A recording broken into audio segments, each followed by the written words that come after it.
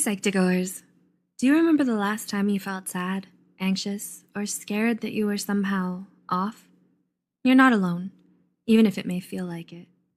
The National Alliance on Mental Illness, or NAMI, reports sometimes a funk or rough patch can be a sign of something much deeper. This video represents 10 mental health symptoms you shouldn't ignore. Before we begin, we need to warn you that this video may be triggering for some. If you feel triggered by this video, please take care of yourself, even if it means clicking off this video. With that being said, let's talk about the 10 mental health symptoms you should not ignore. 1. You're having feelings of sadness or depression that last longer than 2 weeks. All people experience sadness at one time or another. However, most normal feelings of sadness get better with time. The American Psychiatric Association reported abnormally intense sadness lasting 2 weeks could be a sign of depression. The National Institute of Mental Health stated, not being able to snap out of it or sadness being heavier than normal should be taken seriously. 2. You're having extreme mood swings and don't know why. Do you find that your mood seems to switch super quickly or randomly? Tremp and others studied how often the average person's mood shifts on any given day. According to the National Center of Biotechnology Information, NCBI, this study showed people tend to experience positive emotions, such as joy or love, more often than negative ones. But it's totally normal for someone's emotions to change daily.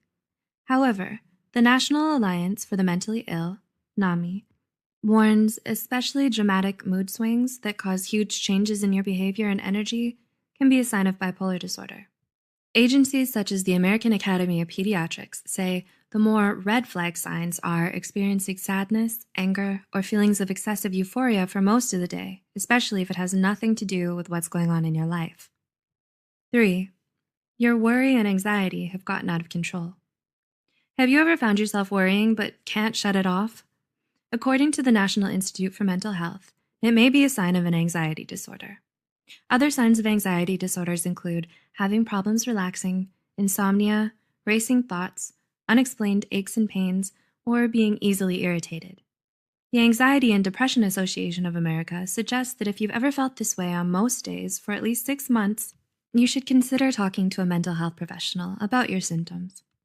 4. You've started withdrawing from others or isolating yourself. Taking time away from others can be positive for your mental health and physical health. But what if you constantly make excuses to avoid socializing? Mental health pros, such as Raymond Starr Jr. and Howard Dubowitz, say avoiding people or events you used to enjoy can be a sign of mental illness, such as depression, anxiety, or a psychotic disorder. 5. You may have noticed you're having delusions or hallucinations. Kumari and others describe the two aspects of psychosis, hallucinations and delusions, as a sense of perception or belief that creates a lot of urgency in the person experiencing it, despite evidence the perception or belief isn't real. The National Alliance on Mental Illness reports up to 100,000 people in the U.S. will experience psychosis every year. NAMI further stated 3 out of every 100 people will have a psychotic episode as a symptom of a physical or a mental illness, such as schizophrenia or schizoaffective disorder, in their lifetimes. 6. You're having more and more difficulty dealing with normal life situations. Have you ever gone through a time in your life when nothing seemed to go right and you just couldn't deal? The Australian Department of Health stated a rough patch that you just can't get past, one that hurts your ability to function for more than 2 weeks to 2 months, may be a sign of depression or anxiety. A major sign that what you're experiencing is more than just a rough patch is when you have a hard time functioning in normal situations for several weeks, according to Mental Health America. 7. You're sleeping too much or too little.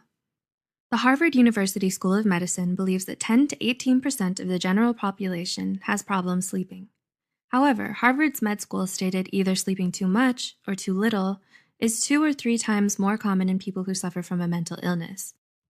The Harvard Med School stated about 50% of people who live with ADHD, depression, anxiety, or bipolar disorder suffer from insomnia or hypersomnia, which means sleeping too much. 8. You started abusing drugs or alcohol. According to mentalhealth.gov, 1 in 4, or 25% of people who live with the symptoms of a mental illness use alcohol or drugs to self-medicate things like anger, anxiety, or mania. Experts believe individuals who suffer from depression, anxiety disorders, personality disorders, or schizophrenia are more likely to use drugs and alcohol as a coping mechanism than people diagnosed with other mental illnesses. 9. You're having extreme anger outbursts.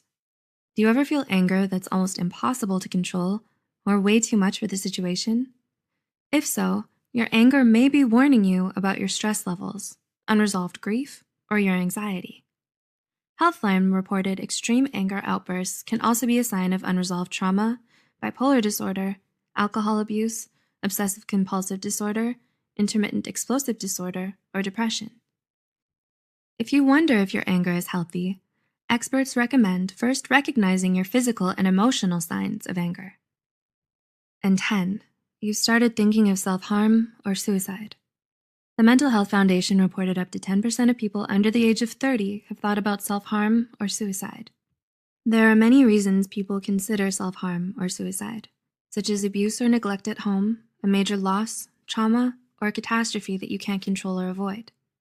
Bradvick, 2018, reported approximately 90% of people who have completed suicide also suffered from a severe mental illness, such as bipolar disorder or depression. If you find yourself thinking about self-harm or suicide, we would very much like you to reach out to a mental health professional and get the help that you need and deserve. If you can relate to any of these symptoms on this list, you're definitely not alone, nor are you bad for feeling this way. But we want you to take care of yourself, which means reaching out to a mental health professional if you've been experiencing any of the symptoms on this list. As always, any information provided here is for educational purposes only. If you need mental health counseling or treatment, please contact your insurance company, local college's student counseling clinic, or your county crisis line. Keep watching the Psych2Go channel for more information on mental illness and mental health, and remember, help is out there. We'll see you in the next video.